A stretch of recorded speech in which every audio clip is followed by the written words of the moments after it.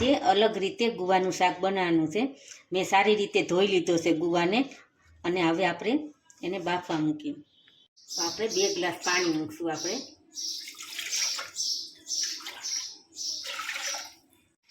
હવે આપણે ગુવાર નાખશું,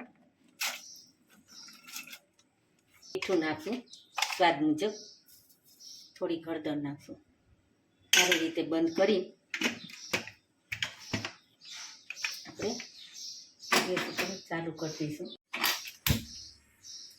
હવે 3 થી 4 સીટી કરશું. આપણે ખાવા દઈશું. મેં 7-8 કળી લસણની લીધી છે અને 3-4 મરચાં લીધા છે.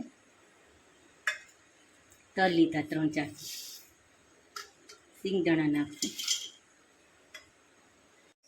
હવે આપણે એને પીસી લઈશું. આપણે પીસી લીધું, આવું આપણે પીસવાનું છે. હવે એને સાઈડમાં મૂકી દઈએ. ને કઢાઈ મૂકી દીધી અને ગેસ ચાલુ કરી દીધો. હવે આપણે તેલ નાખીએ. તેલમાં આપણે 4 થી 5 પાવડા તેલ નાખીએ. થોડુંક ચડિયાતું લેવાનું. તેલ આવી ગયું, આપણે ખડા મસાલા નાખશું. આપણે 1 ચમચી જીરું નાખશું, 1 ચમચી અજમો નાખશું. આપણે રાઈ નાખશું અને આપણે ચપટી હિંગ નાખશું. આપણે ટમેટાની પેસ્ટ બનાવી છે એ નાખીએ. પેટકી હલાવશું. આપણે એને ટમેટાને થોડીક તળવા દઈએ. આપણે પેસ્ટ બનાવી હતી આપણે તલની ને એની લસણની એ નાખશું. આપણે સારી રીતે મિક્સ કરી દઈશું. હવે આપણે મસાલા કરશું.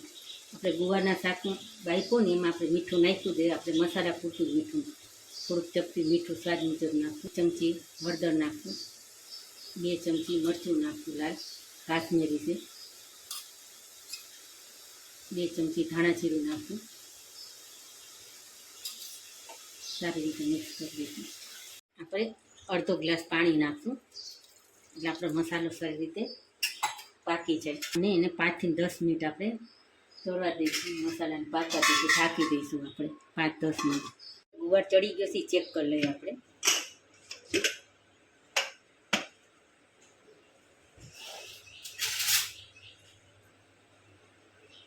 ગુવાર સારી રીતે ચડી ગયો છે. આપણે ચેક કરી લઈએ. જો તેલ છૂટું પડી ગયું એટલે આપણો મસાલો સારી રીતે પાકી ગયો છે. હવે આપણે ગુવાર બાફ્યો છે ને એ નાખી દઈશું એમાં. રીતે મિક્સ કરી લઈશું. હજી 5 થી 10 મિનિટ આપણે હજી એને રહેવા દઈશું. આપણે ચેક કરી લઈએ. આપણું તેલ છૂટું પડી ગયું સારી રીતે. એમાં આપણને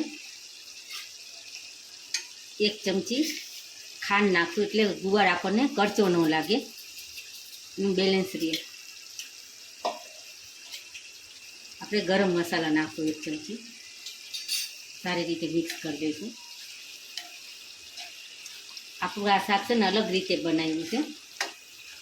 હવે આપણે સર્વ કરશું. તૈયાર આપણું શાક આપણે સર્વ કરશું.